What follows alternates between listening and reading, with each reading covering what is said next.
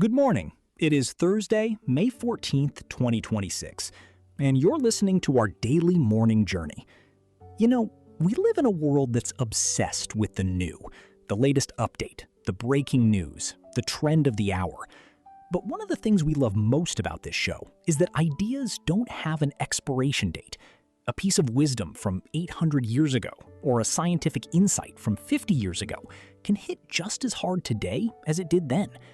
Truth is timeless, and that's exactly what we're leaning into today. We've got a packed lineup for you today.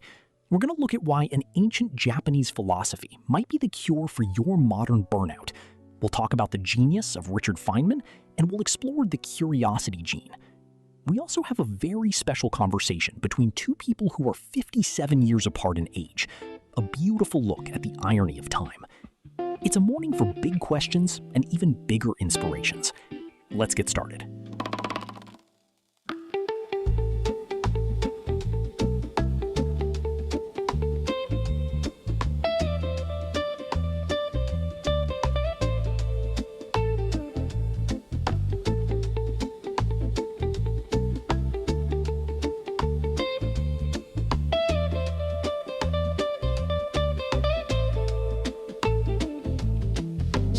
Steady on the wooden floor, breathing slow, then breathing more. Fill the chest with morning air, release the tension, release the care. Slide into the water, soft and deep. Find the octopus fast asleep, resting on a shell of white and pink. We float together, we start to sing. Oh, looking up from the bottom sand, leaving the weight of the heavy land. Rays of gold breaking through, just the sun in the blue. Sometimes, when life feels like it's moving too fast, we try to invent new ways to cope. But maybe we don't need to reinvent the wheel. It's fascinating how the solutions our ancestors found for their struggles still work perfectly for us. What worked for a human heart 1,000 years ago usually still works today. There's a beautiful philosophy found in the Hōjōki, an ancient Japanese text about finding peace in a small hut. It suggests that happiness isn't about how much you can add to your life, but how much you can gracefully let go of. Kamo no Chōmei grew up in Kyoto, studying poetry and music from an early age. Born into a well-connected Shinto family, he had high expectations of life, but the world around him was already starting to fall apart. As a child, he witnessed the city consumed by fire, along with famines, earthquakes, and violent storms. In the years that followed, the turmoil only got worse as the capital was suddenly relocated, causing widespread chaos, and rival military houses fought for power. The introduction to a recent translation of Hōjōki, written by Matthew Stavros, explains how environmental disasters and social instability led many to believe the world had entered an age of karmic degeneracy. This came from a Buddhist belief in a final stage, a period of decline in which true practice and enlightenment are nearly impossible. Meanwhile, Chōmei prepared himself to follow in his father's footsteps, a high position within an important Shinto sanctuary. But when his father fell ill, withdrew from his position, and passed away not long after, his future became uncertain. Even though ready to take his father's place, Chōmei was passed over, and the position was given to his cousin. This key moment in Chōmei's life confronted him with the fact that life doesn't always work out as one expects or hopes, and that his life was not an exception. The trend of misfortune didn't stop though. In his 30s, while living in his grandmother's house, he was forced out. Why exactly he lived there and why he had to leave remains unclear, but likely related to his social status. So he left and built a small house near the Kamo River. Rather than mingling with others in the city, he spent his days in solitude, writing poetry. He began to retreat from the world and the life he once belonged to, one of high status and wealth, defined by rank, prestige, and honor, faded. Chōmei wasn't attached to society by marriage or fatherhood. He was free to leave the world behind, and so he did, as he felt it had nothing to give him. By the time Chōmei was nearing 60, his gradual withdrawal reached its final stage. He built a small hut and retreated into solitude. Chōmei finally had the space to reflect on everything that had happened, the misfortunes he had witnessed and experienced, the suffering they caused, and why he had walked away from society, and what he learned in his hut, where he made solitude his home. He put these thoughts into a short work now known as Hōjōki, which translates to An Account of My Hut. The flow of the river never ceases, and the water never stays the same. Bubbles float on the surface of pools, bursting, reforming, never lingering. They are like the people in this world and their dwellings.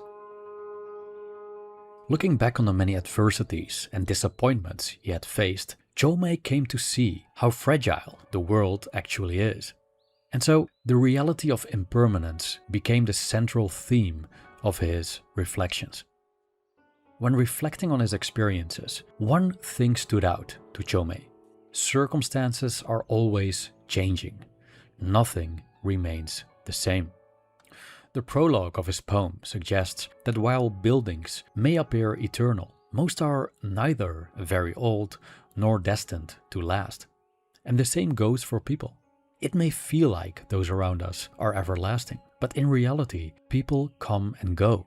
And before you know it, most of whom you knew, let's say 30 years ago, have already passed away. The destructive reality of change becomes apparent in Hōjōki when Chōmei begins to reflect on the adversities he experienced, including great fires and earthquakes, full of death, pain, and despair. Misfortune is all around us. It is inevitable and spares no one, rich or poor, young or old. No one is immune. His reflections resemble the 8 worldly winds in Buddhism, which describe how we are constantly swept along by changing conditions, both pleasant and unpleasant. Sometimes you gain, sometimes you lose. One day you're celebrated, the next cast aside. In one moment you are praised, in another blamed. Today brings pleasure, tomorrow pain. After witnessing so much misfortune and destruction and realizing how transient everything is, Chōmei came to see human efforts as pointless. He saw it as especially futile to invest wealth and energy in building houses in a place as unstable as the capital. Yet he observed that people kept engaging in all kinds of vain pursuits, be it success, status, belonging, or reputation, which is hardly surprising, because these are precisely the things society praises, back then and today. Chōmei then concluded that participating in society means that one deals with these attachments in one way or another. And it doesn't matter if you're rich or poor, powerful or weak, every position comes with its own problems and forms of suffering, as Chōmei wrote. Wealth brings great anxiety, while with poverty come fierce resentment. Dependence on others puts you in their power, while care for others will snare you in the worldly attachments of affection. Follow the social rules and they hem you in. Fail to do so and you are thought as good as crazy.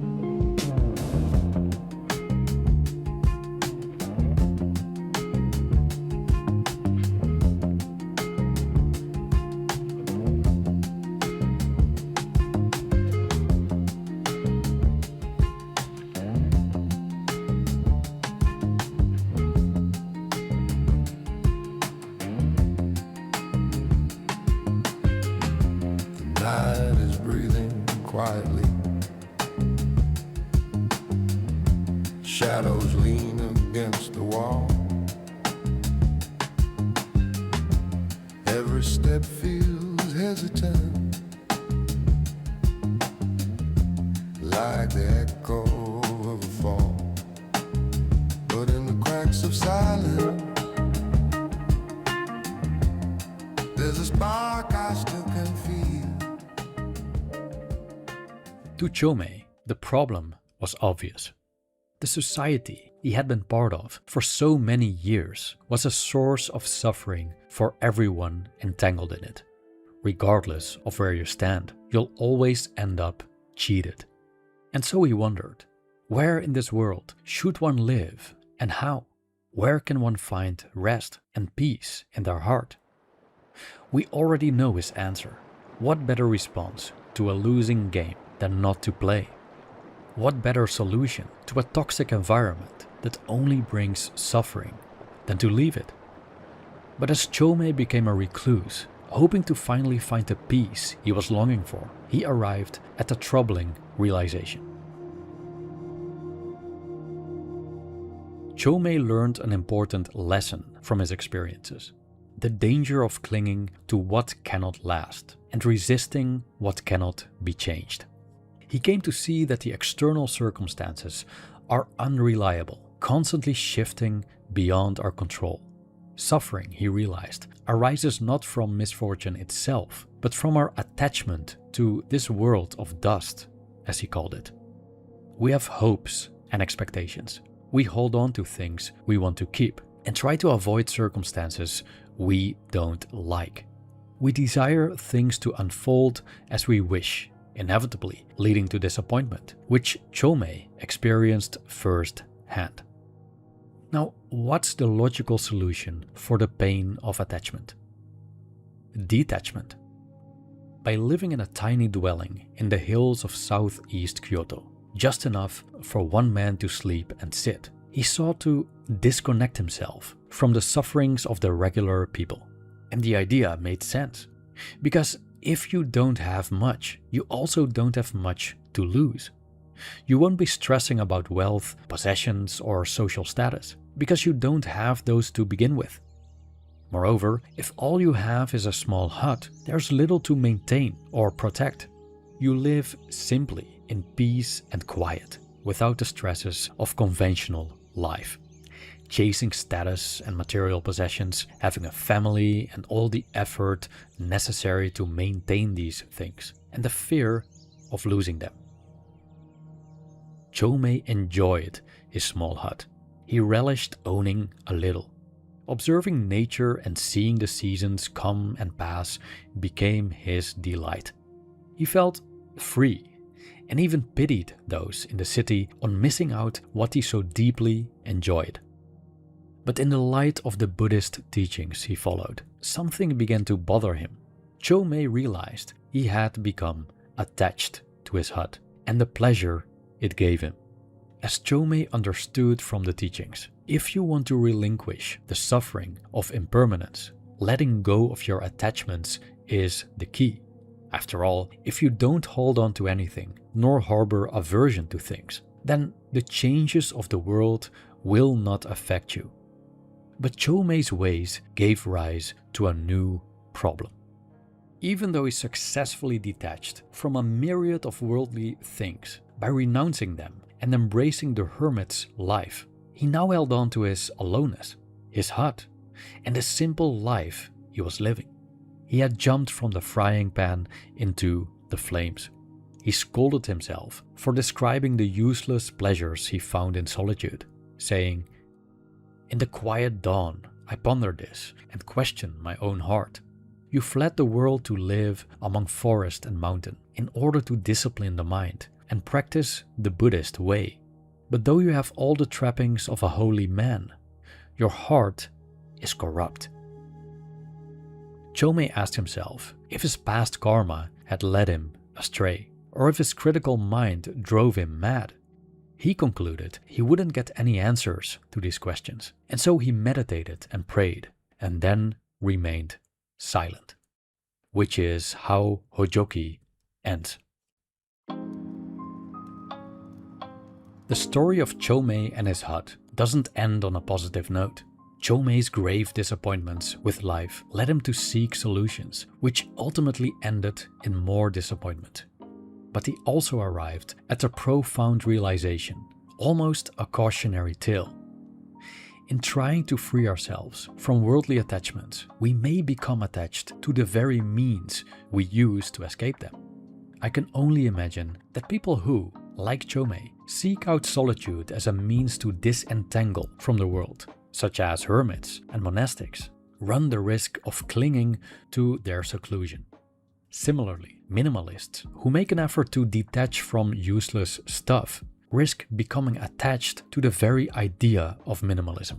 And when this happens, aren't they overshooting the goal? Whether we're minimalists or hermits, if we're attached to our ways of life, be it a decluttered living space or a hut in the woods with minimal human interaction, we're still watering the seeds of suffering. For as the worldly winds shift, we may find ourselves in cluttered environments again, or lose the solitude we depend on. And as we're attached to what we lost, we suffer. Personally, I can relate to Chōmei, as I also began to seclude myself around 10 years ago, after many disappointments and setbacks in life. Bitter and hurt because of all that happened, I retreated to my apartment, spending most of my time in solitude for many years. After all, the fewer people you let into your life, the less likely you are to be hurt by them. Many good things happened during those years, though.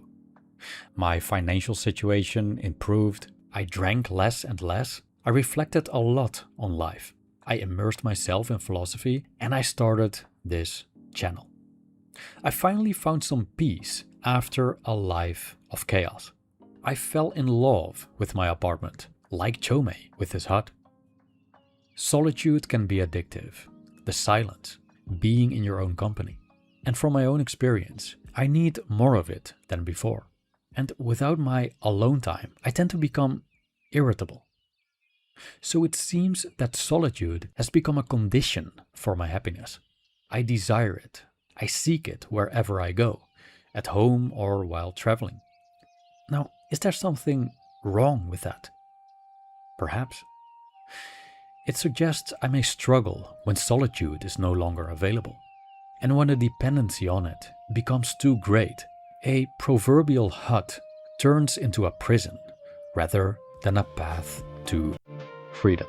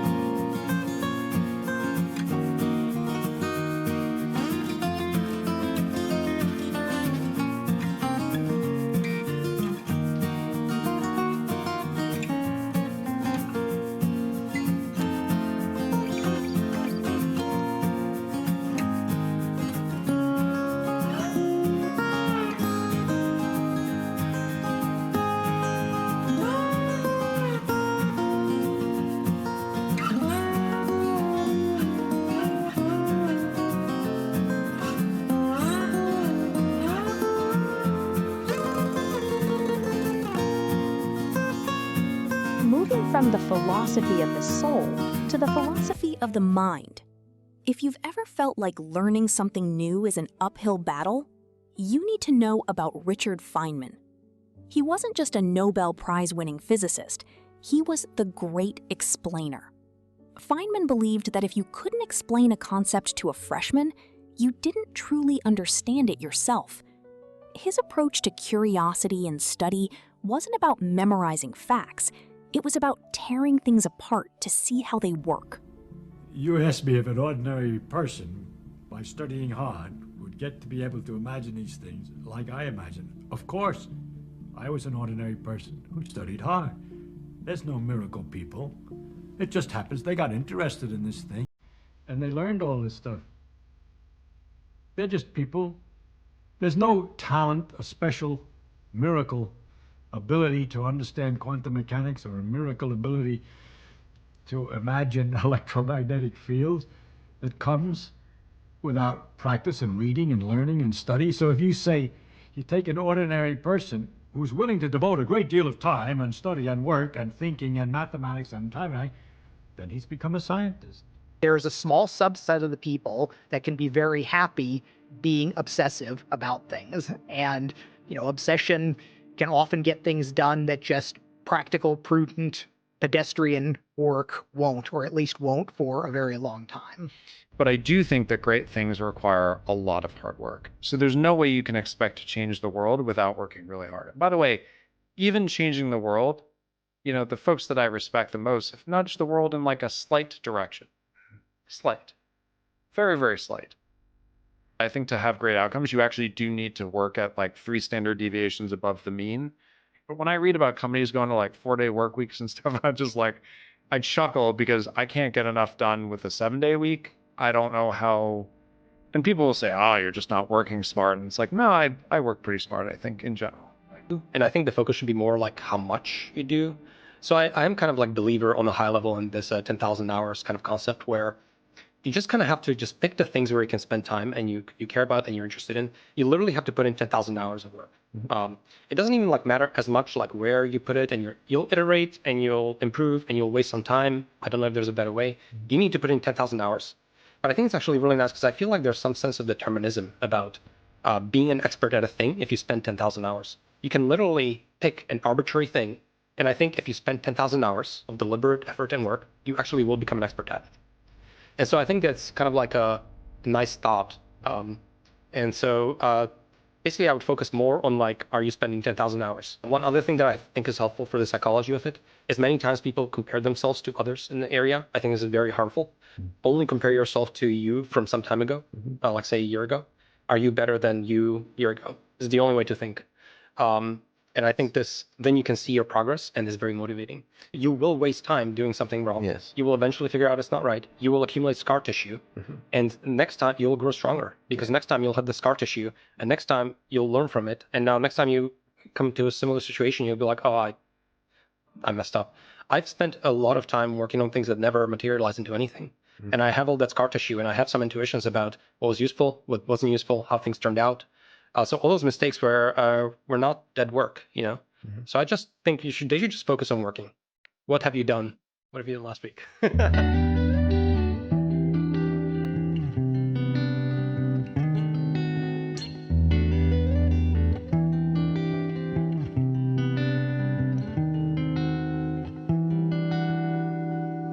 Following up on Feynman's passion for understanding, I want to dig a little deeper into why we are like this. Why are humans so obsessed with the why? In many ways, this next piece is a tribute to what we call the curiosity gene. It's that internal spark that refuses to accept "I don't know" as a final answer. It's the drive that pushes us into the point of uncertainty and demands we find a way through. Let me tell you my experience. My experience is you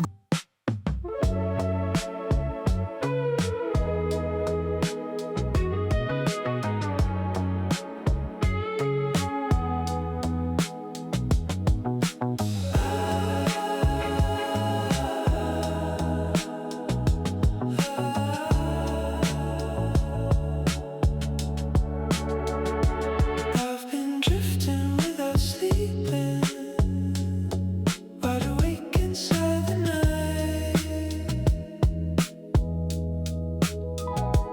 There's a shadow in the feeling, like it's living in my mind. All these echoes from the past life keep on circling the same. It's a maze without a way out, and I'm walking through the frame. There is a famous, slightly tragic irony about being human. The youth have all the energy in the world, but none of the experience, while the elderly have all the wisdom and experience, but the energy has started to fade. It's like a cosmic prank. We often talk past each other across generations, but when we actually sit down and talk to each other, something magical happens. We're going to listen to a boy and a man, 57 years apart, talking about what life looks like from their respective vantage points. It's a masterclass in perspective. What? Oh, you have yours. What's that? Okay. I don't know where the questions. I don't know where the song is. Well, will I ask you a question, the first one? Right. What is the worst thing about being young? Well, you get lots of homework. It's also pretty. They're like in the middle, like in school, like in the middle of bad and good. Oh. What is the worst thing about being old? Not being able to do things that you could do when you were young. You can't bend down and get stuff on the floor. Well, I can still do that, but the problem is your body gets a bit stiff. I know it hurts a lot when you Yeah. down when you are That's right, yes. You might get sick more often. Hopefully I don't. But that's the problem. That's pretty bad. It is pretty bad. The only time I went to a hospital is my mom to get me born. Oh, yeah. Do you wish you were old? Maybe. So I was old and so I can buy stuff for my own and have been married, but that'll be you. Do you wish you were young? Why? Well, the problem about, the great thing about being young is you have more time. You have more time to do things. I could play games, which I did. I used to play cowboys and Indians. Yeah, that's what I play. Do you? Yeah. That's what I like about being young. I could use my imagination more. That's a sad story. You can't do that anymore. Well, I could be an older cowboy. I might do it yet. Will you fall in love? And what will it be like? I don't know. We'll have babies, it will be fun. I'll have to change. Even though I'll have to change his diaper, it'll be fun. Ah. But what about if he cries? Well. I'll just sing Ed Sheeran to him, And who do you love now? Who do you love now?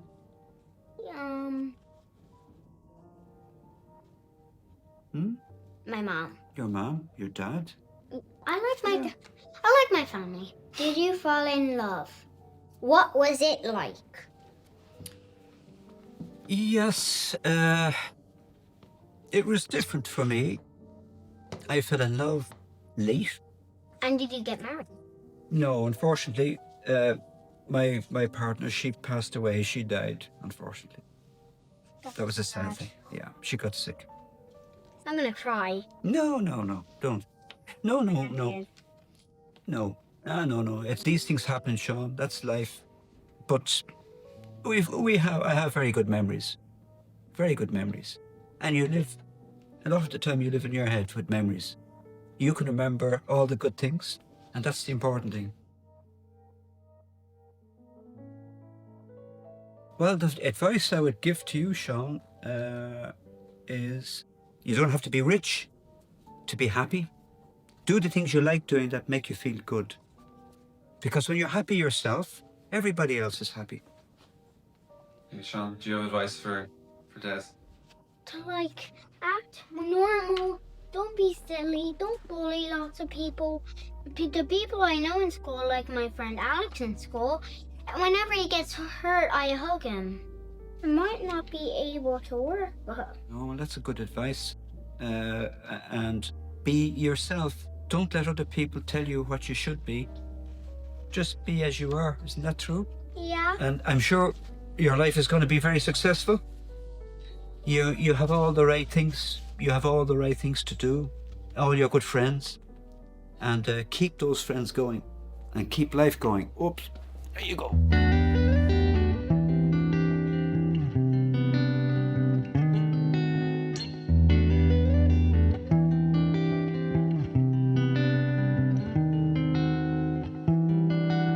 Before we close out, I want to leave you with something purely beautiful. Khalil Gibran had a way of cutting straight to the marrow of human emotion. His words on love and living fully are a call to action for the heart. Let's go straight into this reading of Do Not Love Half-Lovers. Do not love half-lovers. Do not entertain half-friends. Do not indulge in works of the half-talented. Do not live half a life, and do not die a half-death. If you choose silence, then be silent. When you speak, do so until you are finished. Do not silence yourself to say something, and do not speak to be silent. If you accept, then express it bluntly. Do not mask it. If you refuse, then be clear about it. For an ambiguous refusal is but a weak acceptance. Do not accept half a solution. Do not believe half-truths. Do not dream half a dream. Do not fantasize about half-hopes. Half a drink will not quench your thirst. Half a meal will not satiate your hunger. Half the way will get you nowhere. Half an idea will bear you no results. Your other half is not the one you love. It is you in another time, yet in the same space. It is you when you are not. Half a life is a life you didn't live. A word you have not said, a smile you postponed, a love you have not had, a friendship you did not know. To reach and not arrive, work and not work, attend only to be absent. What makes you a stranger to them closest to you, and they strangers to you? The half is a mere moment of inability, but you are able, for you are not half a being. You are a whole that exists to live a life, not half a life. What a journey today, from ancient Japanese huts to the curiosity of Richard Feynman, and that touching conversation between the young and the old. If there's one thing to take away from today's episode, it's that conversation we heard between those two people 57 years apart. It reminds us that staying curious, keeping that curiosity gene active regardless of your age, is perhaps the most cool thing a human being can do. It keeps you young, and it keeps the world feeling big. We'll be back tomorrow to do it all again. Until then, stay curious and take it slow.